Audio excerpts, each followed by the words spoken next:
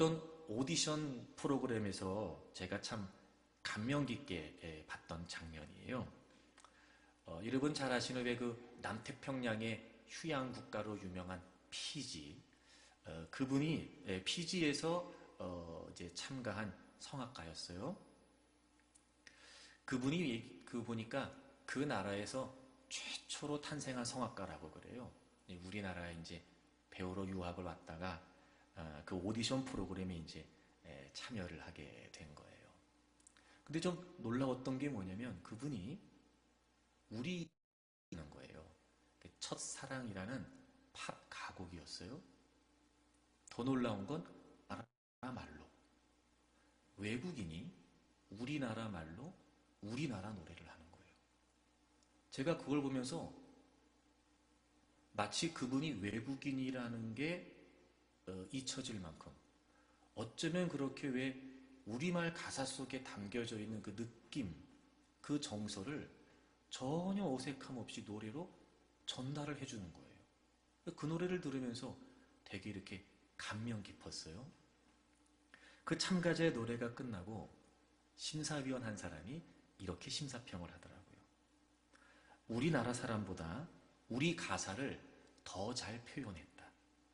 그러면서 그분이 뭐라고 얘기하냐면 우리한테는 한글이 너무 당연해서 어떻게 표현할지를 덜 고민한다는 거예요. 근데 외국인들은 오히려 한 글자 한 글자를 생각하고 고민해서 의미 있게 이야기한다는 거예요. 예를 들면 그 노래에 나와 있는 가사인데 예를 들면 그대라는 말이 너 혹은 당신이라고 하는 말과는 다른 느낌이라는 거죠.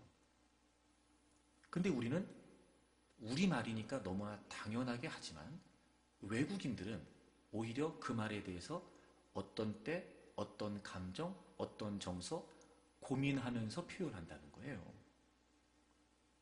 그래서 그분 마지막 표현이 내가 너무 내 언어와 표현에 소홀하지는 않았는지 돌아보게 됐다. 이렇게 얘기를 하더라고요.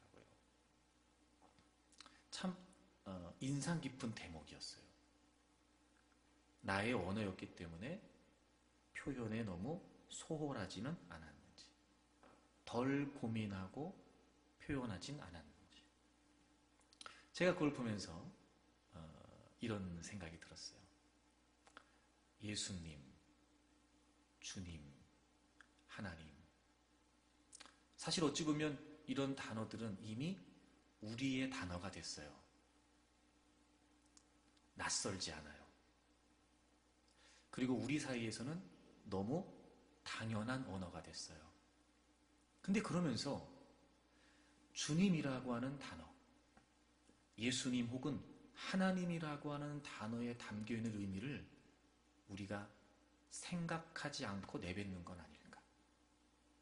사실 예수님이라고 하는 그 단어 속에, 그 이름 속에 얼마나 무궁무진한 의미가 담겨져 있을 텐데 우리는 이미 내가 익숙하게 주님을 부른다 하여 아무 생각 없이 그냥 고백하고 있는 건 아닐까.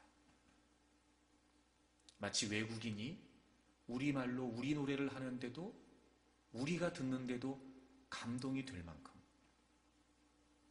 우리가 주님 이렇게 고백할 때 우리가 또 다른 누구 앞에서 예수님 이렇게 언급할 때 과연 예수님에 관해 낯설어하고 있는 그들이 우리의 고백으로 감동받을 만큼 우린 그렇게 너무나 익숙해져 있는 이 단어와 이 의미를 우리가 얼마나 고민하면서 고백하면서 표현하고 있는지 말이죠. 여러분, 예수님이라고 하는 이 단어, 주님이라고 하는 이 단어, 우리에게 익숙해져 있을지 모르지만 사실은 우리가 모르고 있는 의미가 더 많을 수도 있어요. 늘 마치 낯선 그 어떤 새로운 것들을 접하는 것처럼 주님에 관해 늘 고민하고 생각하면서 더 그 이름에 담겨져 있는 그 단어 속에 담겨져 있는 의미를 깨닫기 위해서 노력했으면 좋겠어요. 우리가 고백하는 고백을 들으시는 주님뿐만 아니라 예수님이라고 하는 단어를 낯설어하는 세상에서조차 우리의 삶과 우리의 언어와 또 우리의 일상을 통해 고백되는 그 주님이라고 하는 표현이 감동이 될 만큼 그렇게 늘 우리가 그 예수님을 생각하고 고민하면서 진정한 그리스도인으로 살아갈 수 있기를 바랍니다. 십자가에서 죽으심으로 모든 인류를 구원하시기를 원했던 하나님의 뜻을 다 이루셨던 예수님께서는 말씀대로 3일 만에 부활하셨고 40일 동안 이 땅에 계신 후에 이제 승천하시게 됩니다. 그리고 그분께서 약속해 주셨던 대로 오순절에 성령님이 임하시게 되고 그 이후 놀랍고 감격적인 사건이 일어나게 됩니다. 예수 그리스도 그 구원의 이름이 선포되면서 하루에 3,000명씩 회개하는 어마어마한 역사가 나타나기 시작합니다. 그리고 그렇게 시작된 초대교회를 통해서 계속해서 구원의 복음, 그 생명의 이름이 선포되면서 그 주님의 이름이 증거되는 곳에 역시나 성령 하나님의 역사가 나타나게 되었습니다. 나면서부터 걷지 못했던 사람이 있었습니다. 그는 매일 성전 미문에 앉아서 구걸하며 하루하루를 절망으로 살고 있었습니다. 그러던 어느 날 그는 베드로와 요한을 만나게 됩니다. 그리고 예수 그리스도의 이름으로 그는 일어나 걷게 되었습니다. 한 번도 꿈꿔보지 못했던 마치 운명처럼 짊어지고 살았던 늘 앉아 있어야 됐고 누군가의 도움이 없이는 움직일 수 없었던 그가 놀랍고 기적적인 일을 경험하게 된 겁니다. 바로 예수 그리스도의 이름으로 인해서 말이죠. 무엇보다 나면서부터 걷지 못했던 그가 일어나 걷게 되었다는 이 사실이 기적적인 의미인 것도 분명하지만 특히나 이 사건은 더더욱 우리가 주목해야 될 의미가 있습니다. 왜냐하면 이 사건은 초대교회에서 나타난 첫 번째 기적이었기 때문에 그렇습니다. 마치 이런 거 아닐까요? 교회는 이래야 된다.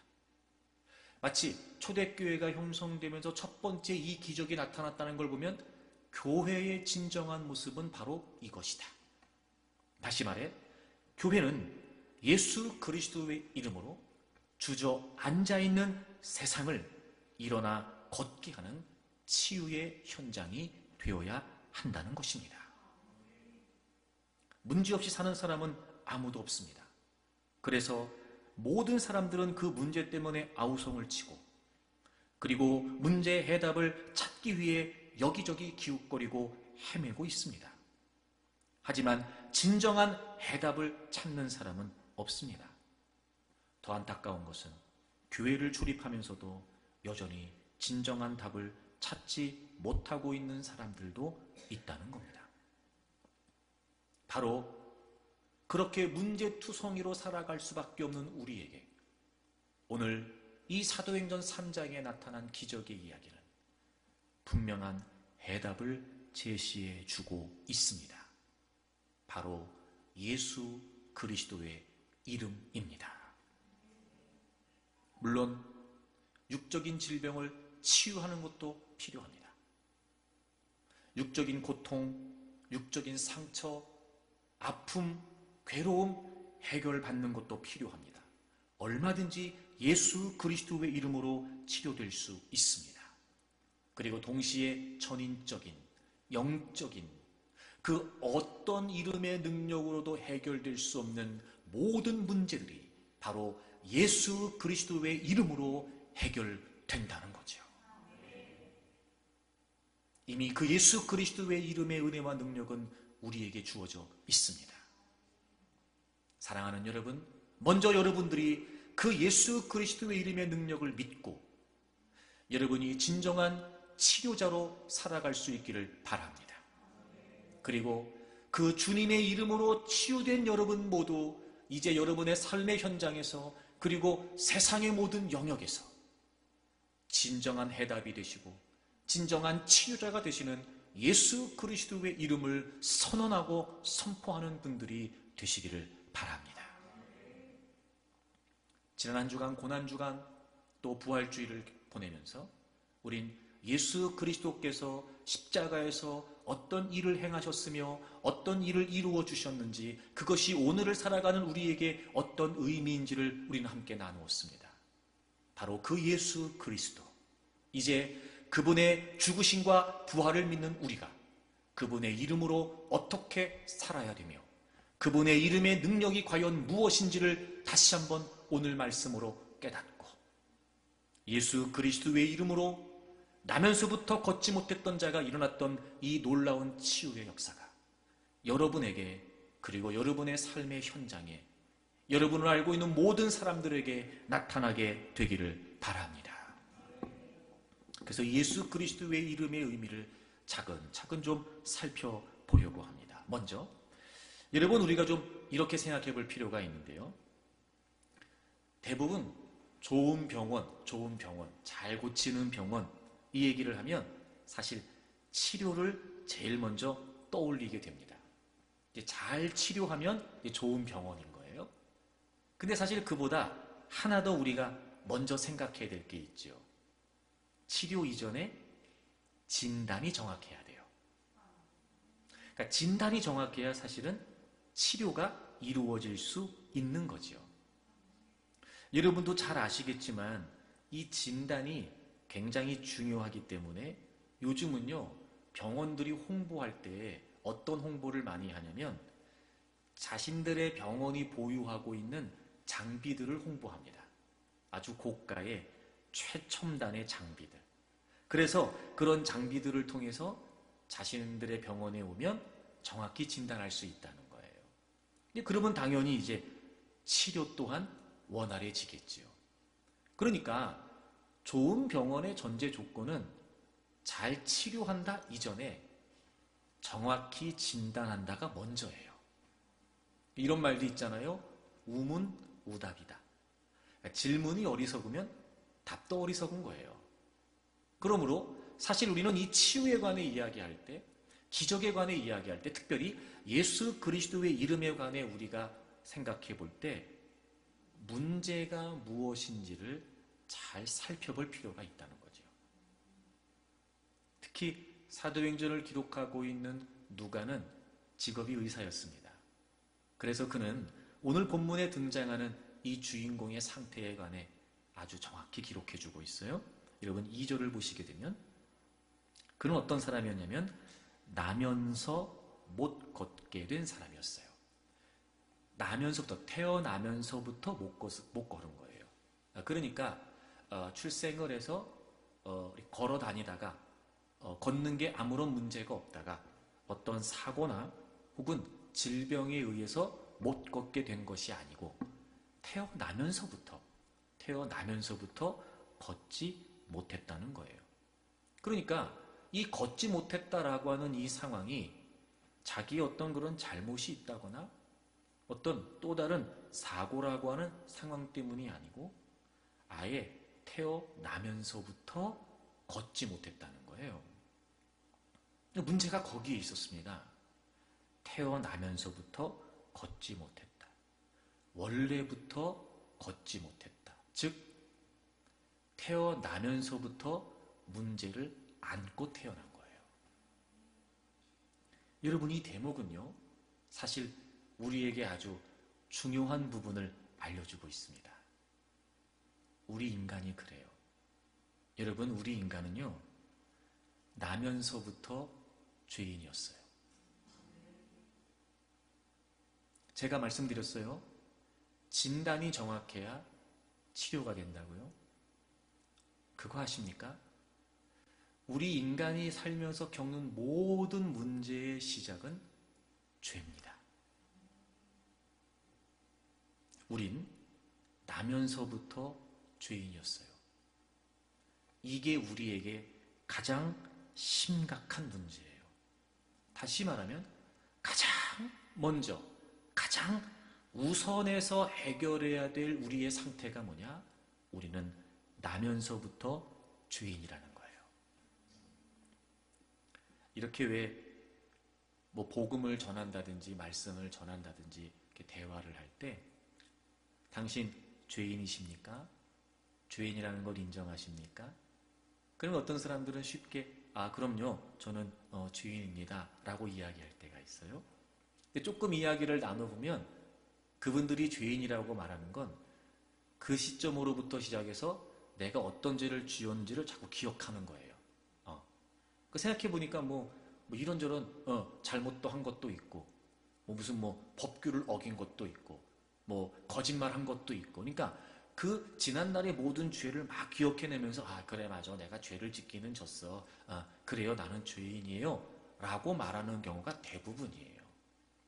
근데 성경이 우리가 죄인이라고 우리에게 알려주는 관점은 뭐냐면요, 물론 그것을 포함하여, 근데 그보다 더 근원적으로 우리가 분명히 날 때부터 죄성을 갖고 있다는 걸 지적하는 거거든요. 그러니까 그 부분에 동의가 돼야 됩니다. 제가 늘 여러분에게 말씀드렸어요. 우리는 죄를 지어서 죄인이 아니고 죄인이기 때문에 죄를 짓는 거예요. 자의식이 생기고 자아를 발견하기 전부터 이미 우리는 죄인이었어요. 마치 독사가 어미 뱃속에서 독을 품고 나오는 것처럼 말이죠. 그러므로 우리는 우리에게 있어 가장 근본적인 문제가 우리가 나면서부터 죄인이었다라고 하는 것을 깨우치는 겁니다. 사실 우리의 인생의 모든 문제가 치유되기를 원한다면 우리가 근본적으로 죄성을 갖고 태어났다는 걸 깨닫고 인정해야 된다는 거예요. 우리 안에 선한 것은 하나도 없습니다. 우리 인간은 전적으로 타락한 존재입니다.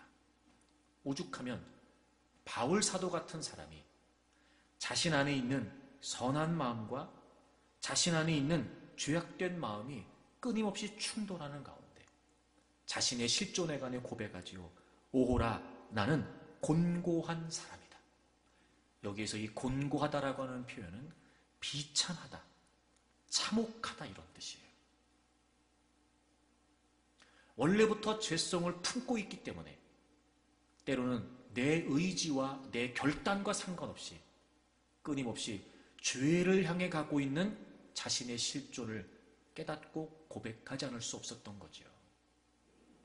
여러분, 이 우리의 적나라한 실존, 근본적으로 죄성을 갖고 태어난 우리, 그러므로 이 죄로부터 우리의 모든 불행이 시작됐다라고 하는 깨달음, 그러므로 우리는 가장 시급하게, 가장 근본적으로 이 죄의 문제를 해결해야 되고 풀어가야 된다고 하는 것입니다. 이것을 깨닫지 못하면 결코 우리의 삶의 진정한 치유는 있을 수 없습니다. 이 부분을 인정하고 이 부분의 해결을 위해 주님의 은혜를 구하지 않고서는 그 어떤 우리의 인생의 문제도 해결될 수 없습니다. 무슨 죄가 그렇게, 우리가 무슨 죄인으로 태어났다는 게 그렇게 우리에게, 여러분 우리 이렇게 생각할 수 있죠? 사실 우리의 생각 속에는 죄보다 돈이 더 문제인 것 같고, 우리의 생각 속에는 죄보다 건강이 더 문제인 것 같고, 죄보다 성공이 더 문제인 것처럼 여겨지지요. 그렇지 않습니다. 우리의 실존의 가장 근본적인 문제, 그리고 모든 문제의 시작은 죄라는 걸 잊으면 안 됩니다. 하나님은 우리를 하나님의 형상대로 완벽하게 만들어 주셨습니다. 그래서 우리는 그 하나님의 형상대로 창조된 창조의 원리를 따라 하나님 안에서 온전한 관계를 누리며 살 수 있었습니다. 그런데 인간이 타락을 하게 됩니다. 죄를 짓게 되죠. 여러분 보세요. 죄를 짓기 이전까지는 하나님의 형상대로 지어진 그 온전한 창조의 원리 안에 하나님으로부터 주어진 모든 것들을 누리며 즐기며 기쁨으로 살 수 있었습니다. 아무런 문제가 없었습니다. 부족함도 없었습니다. 아픔도 없었습니다. 고통도 없었습니다. 그렇게 하나님께서는 자신의 형상대로 만들어주신 모든 인간들에게 모든 것을 다 허락해 주셨습니다.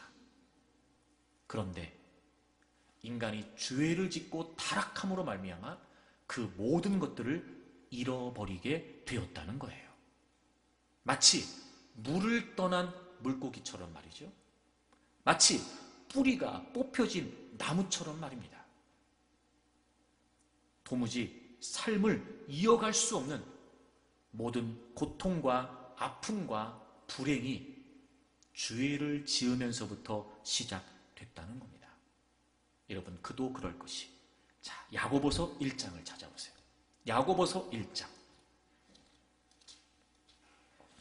그리고 우리 17절을 좀 보겠습니다.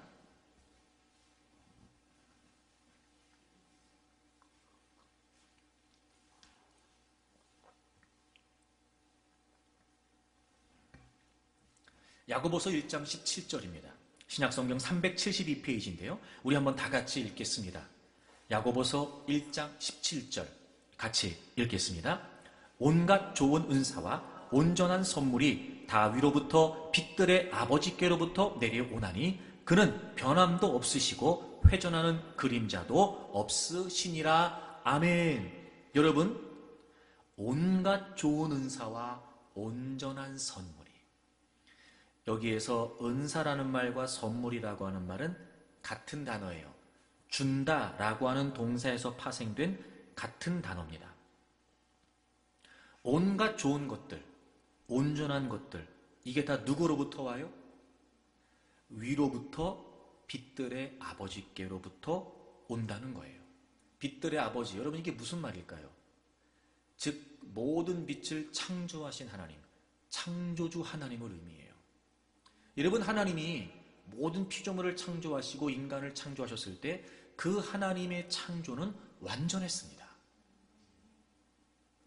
그래서 우리는 그 하나님으로부터 온갖 좋은 것들을, 온전한 것들을 다 공급받아서 살 수 있었어요. 그 하나님이 어떤 분인지 아십니까? 변함이 없는 분이세요. 그러니까 그분은 우리를 그렇게 만드셨고 모든 걸 다 허락해 주셨으며 결코 변함이 없는 분이세요. 이 무슨 말이겠어요? 지속적으로 계속해서 우리는 하나님으로부터 주어진 모든 것들을 온전히 누리며 살 수 있었다는 거예요. 그런데 여러분, 그 하나님과 우리 사이를 떨어뜨리는, 그 하나님과 우리 사이를 분리하는 유일한 문제가 뭐예요? 바로 죄입니다. 분명히 이사야 59장에 우리의 죄가 우리와 하나님 사이를 갈라놓았다고 기록하고 있습니다. 우리의 죄의 문제가 하나님과 우리 사이를 분리시켰다고요. 그러면 여러분, 온갖 좋은 것들, 온전한 선물이 다 누구로부터 와요? 하나님께로부터 와요. 근데 우린 우리의 죄 때문에 하나님과 우리 사이의 관계가 끊어져 버렸어요. 어떻게 되겠습니까? 공급이 될까요? 은혜가 주어질까요? 선물이 주어질까요? 그럴 수가 없지요. 하나님은 변함이 없으십니다. 하지만 그 창조의 질서를, 창조의 원리를 타락으로 말미암아 깨뜨렸던 우리의 원인 때문에 우리는 그때부터 불행이, 고통이, 아픔이 시작되었다는 거예요. 여러분, 진짜 치유가 뭘까요? 정확한 진단이 필요하다는 거예요. 우리의 인생의 모든 문제의 시작은 죄였다는 걸 놓쳐서는 안 된다는 겁니다. 그러므로 그 죄의 문제가 해결돼야 우리의 인생의 모든 고통의 문제가 해결되는 실마리가 풀릴 수 있습니다. 그럼 이제 우리는 잘 알게 됩니다. 그래서 예수 그리스도의 이름이 우리 인생의 모든 문제의 해답이 되신다는 거예요. 나면서부터 걷지 못했던 그가 베드로와 요한이 그에게 증거하며 선포했던 예수 그리스도의 이름으로 일어나 걸었던 것처럼 여러분, 우리가 우리의 인생의 모든 문제를 딛고 다시 일어서기를 원한다면 가장 근본적인 그 누구도 해결할 수 없는 죄의 문제를 오직 예수 그리스도만이 해결해 주실 수 있기에 여러분에게 진정한 치유가 있기를 원한다면, 여러분의 삶의 모든 문제들이 진정으로 해결되기를 원한다면, 그 모든 아픔과 불행과 고통을 딛고 다시 여러분이 일어서는 삶을 살기를 원한다면 오직 그 문제에 대한 해답은 예수 그리스도 한 분이시라는 겁니다. 그리고 이제 우리는 치유받은 하나님의 은혜의 사람으로서 여전히 고통받고 여전히 불행하고 여전히 쓸쓸하고 여전히 아픈 삶을 살고 있는 그들을 향해 전할 수 있어야 됩니다. 진정한 문제가 무엇인지, 어떻게 해결받을 수 있는지, 바로 그 모든 문제의 해답이 유일한 예수 그리스도시라는 걸 우리는 전할 수 있어야 됩니다. 근데 오늘 본문을 보면서 가장 큰 문제는 나면서부터 걷지 못하는 거라고 생각이 되는데요.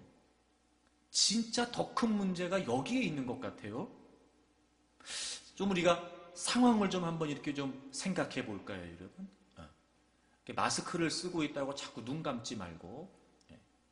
자, 나면서부터 걷지 못해요. 우리 한번 일반적으로 생각해 보겠습니다. 아마 모르긴 몰라도 이 사람은 부모를 원망했을 것 같아요. 부모를. 나면서부터 걷지 못했으니까요. 이런 것도 있지 않았을까요? 매일같이 두 발로 걷는 사람들을 볼 때마다 자신의 모습을 한탄했을 것 같아요. 그리고 오늘도 성경에 보면 그렇게 기록이 되어 있지만 사람들에 의해서 이렇게 혼자 이동할 수 없고 움직일 수 없으니까 사람들이 그를 메고 왔다 이렇게 기록하고 있거든요. 그러니까 누군가의 도움이 없이는 움직일 수 없는 그런 자신의 상황에 얼마나 절망스러웠을까. 원망도 하고 한탄도 하고 그리고 절망도 했을 거예요. 더 큰 문제는 뭐냐면요. 나면서부터 걷지 못했다는 이 상황을 아무리 그래도 해결할 수 없다는 거겠죠. 그러니까 너무 절망스러워요, 지금 이 상황이. 막 원망이 되기도 해요. 그런데 아무리 발버둥 쳐도 나면서부터 걷지 못했기 때문에 걸을 수 있다라고 하는 희망은 꿈꿀 수 없었을 거예요. 그럼 이제 한 가지 남는 게 뭐겠어요, 여러분? 체념하는 거예요. 나름대로 해결할 수 있겠다? 나름대로 노력하고 수고하면 뭔가 좀 되겠다 싶은 가능성이 조금이라도 있다면 시도라도 해볼 수 있겠죠. 그런데 사실 요즘같이 의학이 발달한 시대에도 여러분 나면서부터 걷지 못했던 사람이 걷는다는 건 쉽지 않다는 걸 우리가 짐작할 수 있잖아요. 이 당시엔 더 그랬겠죠. 그러니까 이건 이제 못 고치는 병이 되는 거예요. 그러니 절망도 절망이지만 이제 결국에는 체념하게 되는 거죠. 왜 제가 더 큰 문제를 찾아보자고 말했냐면 그래요. 문제는 나면서부터 걷지 못한 거예요. 근데 더 심각한 문제는 뭐냐면요. 결국 해결될 수 없다라고 하는 절망 속에 체념을 하면서 심각한 문제를 갖고 있지만 이 문제를 문제로 여기지 못하는 거죠. 이런 표현이 어떤 장애를 가지신 분들을 비하하려고 하는 표현은 결코 아닙니다. 이렇게 좀 정리해서 좀 표현하자면 이런 거예요. 비정상이 정상으로 받아들여지기 시작하는 거예요. 분명히 문제인데 체념에 이르게 되면 이 문제의 상황이 전혀 아무렇지도 않게 그냥 일반화가 되고 그 문제가 정상으로 보이기 시작하는 거예요. 자, 그래서 나타나는 결과가 뭘까요? 진짜 문제를 해결하려고 하지 않고 이 문제는 그냥 놔둔 채 다른 방식으로 살려고 하는 거예요. 그게 뭐였어요? 이 사람이 택한 게 뭐냐면 구걸이었어요. 진짜 문제는 뭐예요? 나면서부터 걷지 못하는 거예요. 근데 그건 어쩔 수가 없어요. 고칠 수 있는 희망이 없어요. 그러다 보니 문제인 건 분명한데 이 문제를 해결할 수 없다고 생각하니까 체념하면서 이젠 문제가 아닌 거예요.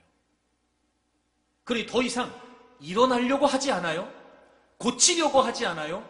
일어서려고 하지 않아요. 어쩔 수 없어. 그냥 그런 거야. 그냥 살자.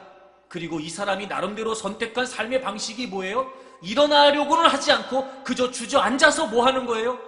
구걸하는 거예요. 여러분, 어찌 보면 이게 아무것도 아닌 것 같죠? 근데 여러분, 이거 굉장히 심각한 문제입니다. 자, 보세요. 그렇게 체념을 하고 비정상이 정상이 되면서 이 사람은 이제 구걸을 하면서 삽니다. 자, 이 사람의 하루하루가 어땠을까요? 구걸을 해서 많이 받으면 그날은 좋은 날이에요. 혹시라도 부자를 만나서 그 사람이 뭉텅이 돈을 던져주고 가면 그날은 행복한 날이에요. 못 걷던 사람이 일어나게 돼서 기쁜 게 아니고요. 못 걷던 사람이 걷게 돼서 행복한 게 아니고요. 그냥 주저앉아 있으면서 이제부터는 이 사람의 모든 삶의 가치와 방향과 기준이 뭐예요? 더 많이 구걸한 날이 더 기쁜 날이고 더 많이 얻은 날이 더 행복한 날이 된 거예요. 여러분, 이 가장 근본적이고 심각한 문제를 해결하려고 하지 않은 채 체념 속에서 그냥 살면서 이 사람의 삶의 의미도 삶의 기준도 삶의 가치도 다 왜곡돼 버렸어요. 그리고 이제는 그게 진짜가 돼버렸고 그게 전부가 돼버렸어요. 그래서 그것만 보고 사는 인생이 돼버렸다는 거죠. 진정한 문제는 자신이 걷지 못한다는 건데 이제는 그 문제를 문제로 바라보는 시각도 놓쳐버렸어요. 진짜 잃어버린 건 자신이 걷지 못한다는 건데 진짜 잃어버린 게 무엇인지도 모른 채 이제는 왜곡된, 변질된 그 체념 속에서 아무런 문제의식도 없이 그냥 살게 되는 거예요. 여러분, 제가 분명히 말씀드렸습니다. 우리의 삶의 모든 문제의 시작은 죄입니다. 바로 그것 때문에 예수 그리스도께서 이 땅에 오셨고 그 죄의 문제와 우리의 인생의 모든 문제를 십자가에서 이미 담당해 주셨습니다. 그런데 이 가장 근본적인 죄의 문제를 외면한 채 어쩔 수 없어. 사람은 다 그런 거지. 다 그렇게 사는 거 아니야. 뭘 자꾸 죄 얘기를 해. 안 그래도 불편한데.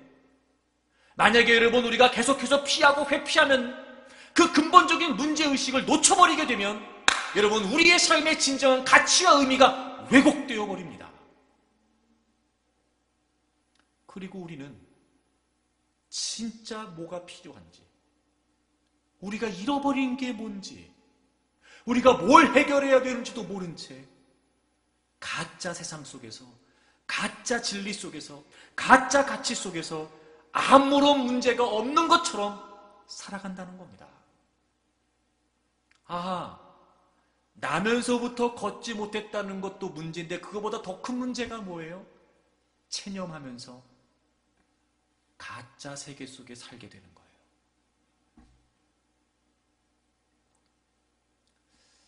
여러분, 이 시대가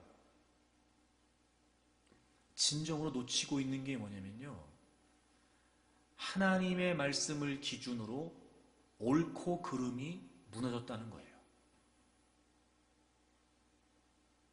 이제는요, 그런 기준으로 들이대지 말라는 거예요.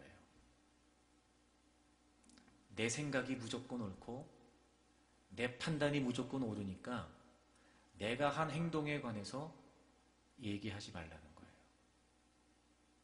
마치 그런 부분에 관해 조언을 하거나 그런 부분에 관해 어떤 권면을 하려고 하는 것조차 주제 넘은 짓인 양 꼰대 틀딱 소리 해가면서 이제는 그런 거 건들지 말라는 거예요.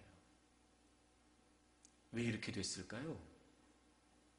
진짜 문제가 뭔지를 놓쳐버린 채 가짜 세상 속에서 살고 있는 거예요. 그게 진짜인 양 말이죠. 혹시 우리도 지금 그렇게 살고 있는 거 아닙니까? 가장 근본적인 우리 인생의 문제는 죄의 문제이고 그것이 우리의 인생의 모든 고통의 시작이 되었음에도 불구하고 우리가 그거는 외면한 채, 그래서 여러분 우리가 진짜 잃어버린 것은 놓치고 엉뚱한 것에 마음을 빼앗긴 채 헛된 인생을 살아가고 있는 건 아닌가 말이에요. 여러분, 예수 그리스도의 이름의 능력은 결국 우리의 진정한 문제가 무엇인지를 알게 하고 그 문제를 해결해 주시는 분이라는 걸 깨닫게 하신다는 거죠. 여러분, 정말 여러분의 문제가 뭔지를 생각하세요. 아, 내가 지금 진짜 내가 뭘 놓치고 있는지를 알고 내가 살아가는가? 진짜 내 삶에 주어진 문제에 문제의식을 갖고 해결하려고 내가 하고 있는가? 아니면 그건 그냥 내버려 둔 채, 그건 그냥 회피해 가면서 엉뚱한 세계에서 엉뚱한 가치에 그리고 왜곡된 의미 속에서 살아가고 있는 건 아닐까?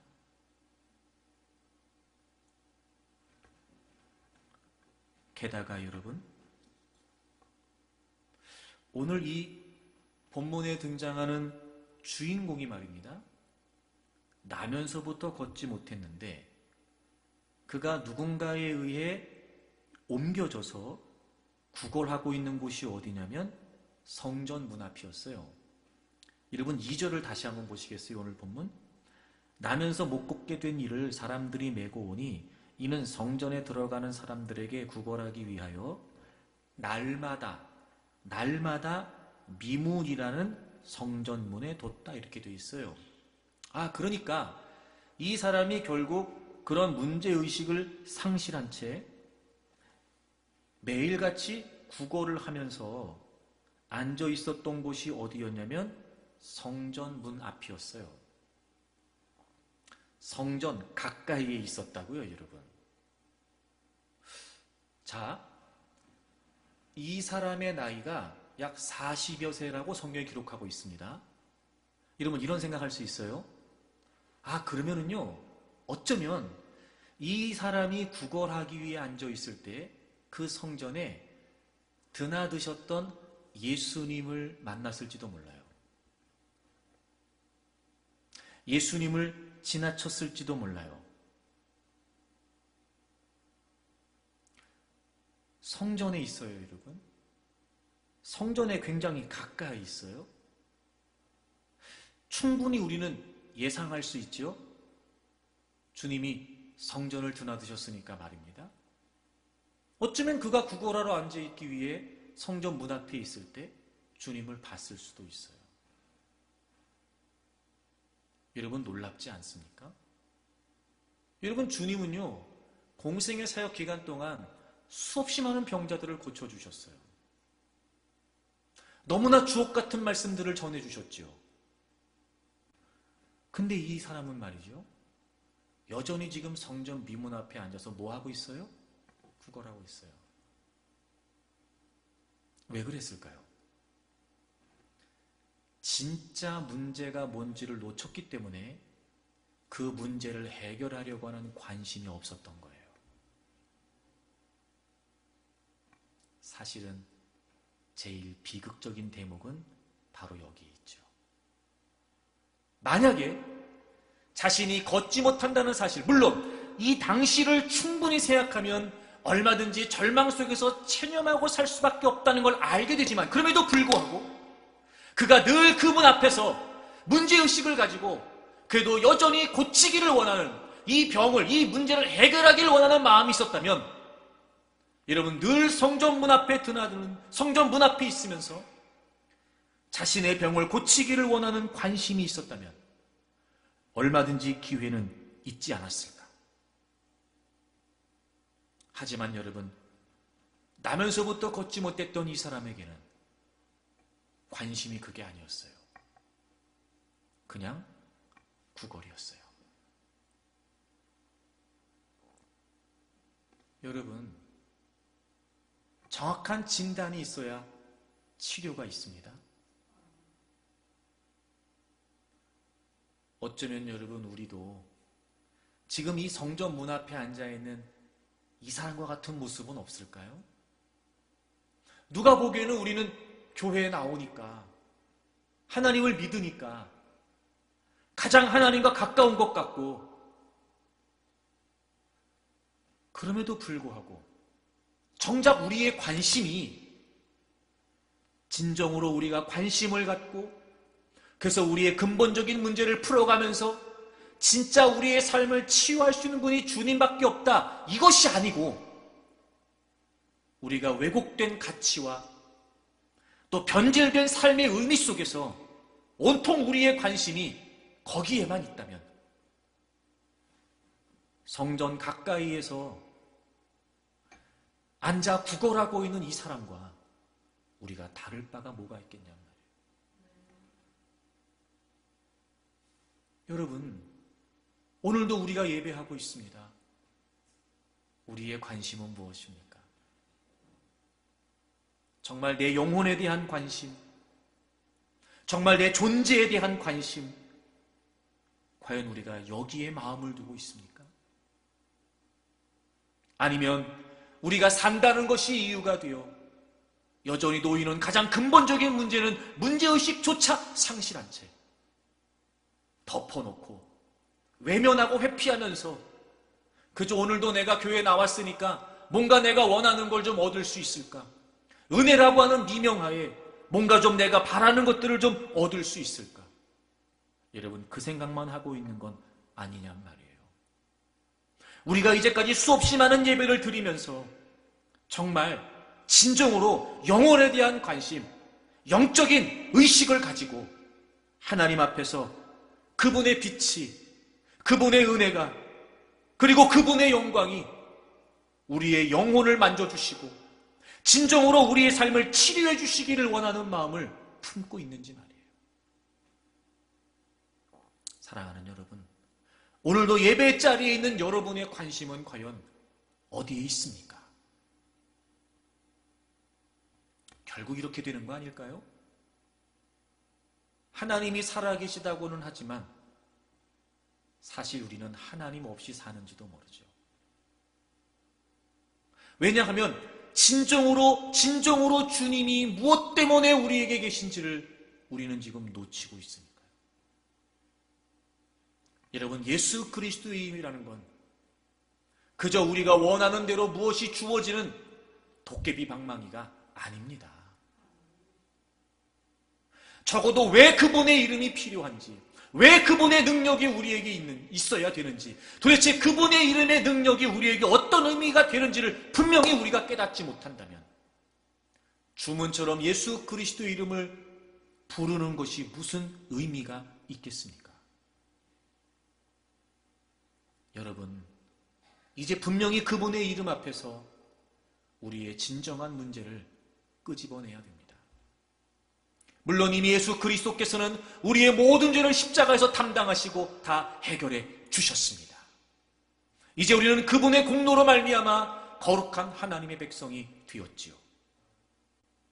하지만 여러분, 잊지 말아야 될 것은 여전히 우리 안에 있는 이 죄성이 우리를 끊임없이 고통과 불행의 삶으로 이끌어갈 수 있다는 걸 놓쳐서는 안 됩니다.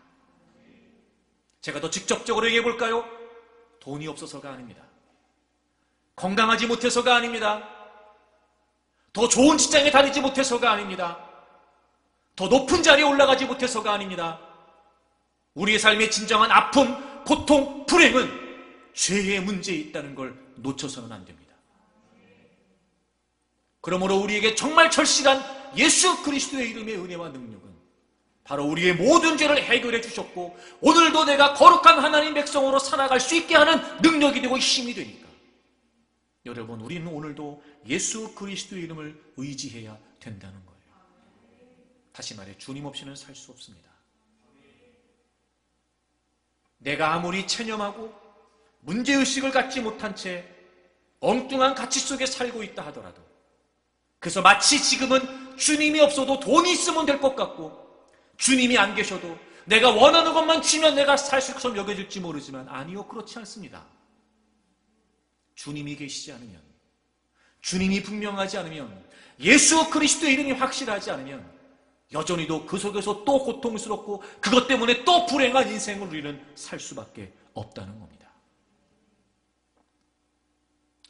오늘 아침 여러분, 이 예수 그리스도의 이름의 의미를 통해서 이제 우리의 눈이 뜨여졌으면 좋겠습니다. 진정으로 우리가 봐야 될, 혹시라도 내가 지금까지 회피하고 있었던 건 무엇일까? 그리고 진정한 나의 관심은 어디에 있는 걸까?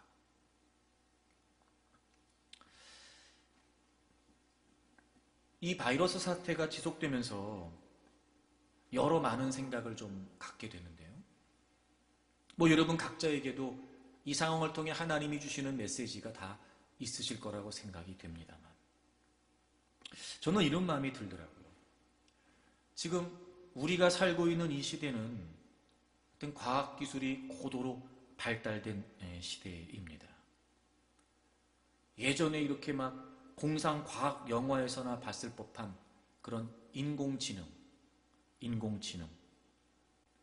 여러분 그거 아시는지 모르겠는데 그 AI가, 인공지능이 바둑의 최고라고 하는 그 이세돌 구단을 이기기도 했었죠. 그런 시대예요 지금 여러분. 또 말 그대로 스마트폰, 이 손에 들고 다니는 이 전화기 말입니다. 제가 좀 이렇게 통계를 찾아보니까요, 그 2018년도에 우리나라 스마트폰 가입자가 5천만을 넘었다고 그래요. 그러니까 다 들고 다니는 거예요. 다 들고. 그리고 온갖 다양한 기능이 있어서 웬만한 건 핸드폰으로 다 해결합니다. 그 영역이 점점 넓어지고 있고요. 또 질적으로 양적으로 증가되고 있어요. 여러분 사실 얼마 되지 않았어요. 우리가 전화기로 사진 찍는 거 말입니다.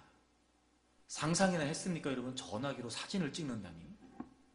근데 지금은 그거를 넘어서서요, 최근에 나오는 휴대폰들을 보면은요, 전화기로 찍는 사진의 화질이 최고의 화질이 됩니다. 제가 보니까 최신형 전화기는 1억 800만 화소가 된대요. 사진을 찍으면. 많은 병을 고치고 우주를 비행하고, 마치 이제는 사람이 못하는 것도 없고 안 되는 것도 없는 것 같아요. 사람이 모든 걸 다 할 수 있는 것 같은 착각을 하게 하는 시대가 됐어요. 마치 이런 거죠. 사람에게 능치 못할 일이 없다. 이런 것처럼 말이에요. 그런데 이 우한 코로나 바이러스를 겪으면서 그렇게 모든 걸 다 할 수 있을 것처럼 살고 있는 우리 인간 세계 말입니다. 이 바이러스의 크기가 0.1 마이크로미터래요. 여러분 마이크로미터는요 1000분의 1 밀리미터예요. 0.1 마이크로미터니까 10,000분의 1 밀리리터예요. 초미세먼지가 2.5 마이크로미터입니다. 그 초미세먼지보다도 더 작은 이 바이러스가 말입니다, 올림픽도 연기됐어요. 세계 주가가 폭락을 합니다. 수많은 감염자들과 사망자들이 나왔어요. 뭐든지 다 할 것 같았던 인간들이 눈에 보이지도 않는 초미세먼지보다도 훨씬 작은 0.1 마이크로미터밖에 되지 않는 이 바이러스 때문에 속수무책이 된 겁니다. 모든 일상이 멈췄습니다. 하나님이 그거 알려주시는 거 아닐까요? 우리가 주님이 없이는 살 수 없다는 거예요. 다시 주님께로 우리의 시선을 향하게 하시고 진짜 우리의 문제가 영혼의 문제라는 걸 알려주시는 거예요. 현존하는 세계 최고층 빌딩이 두바이에 있는 163층, 이런 828m래요. 그 건물은 지으실지 모르지만 0.1 마이크로미터의 바이러스는 통제 못하는 게 인간이에요. 이런 지속되는 상황을 통해 하나님은 우리에게 진짜 문제가 뭔지를 알려주시는 거예요. 하나님을 바라보고 하나님을 주목하게 하시는 거예요. 그리고 그 하나님만이 해결해 주실 수 있는 그 영혼의 문제, 오직 예수 그리스도의 이름으로만 풀어갈 수 있는 그 진정한 우리의 삶의 문제를 다시 생각하게 하시는 거예요. 여러분에게 예수 그리스도의 이름은 어떤 의미였습니까? 진짜 문제가 뭘까요? 더 심각한 문제는 뭘까요? 그래서 지금 우리에게 주어진 비극적인 상황은 뭘까요? 여러분, 예수 그리스도의 이름 앞에 다시 한번 여러분의 인생을 살펴보십시오. 그리고 진짜 문제의식을 갖고 더 이상 엉뚱한 가치와 왜곡된 의미 속에서 불행과 고통의 인생을 살려고 하지 말고 다 주님 앞에 나와서 다시 그분을 바라보고 그분의 이름을 의지하면서 진정한 치유가, 회복이, 우리가 다시 그 모든 죄의 굴레를 벗어던지고 일어서서 마음껏 주님이 주시는 각양의 좋은 것들을 누리며 살 수 있는 은혜의 삶을 살기를 바랍니다. 그 예수 그리스도의 이름의 의미가 오늘 우리에게 진정한 깨달음으로 다가오기를 바랍니다.